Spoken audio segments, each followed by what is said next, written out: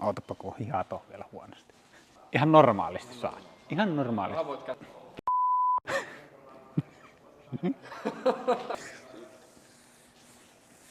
Morjes. Vittu miettinyt sitä. Päivin ja öinä. Sisustus. Mä oon ihan punainenkin varmaan.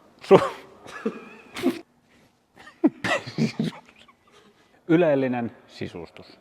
No, saatpahan säkin töitä tänään. Oli hyvä drive. Ei se tuo luksusta. Mä vois sanoa tolle.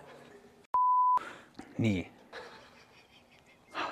Miksi on luksusruokavarusteet? Moi. On laji. Moi. Mukavaa. Ei ylellinen varustus, vaan huippuluokan.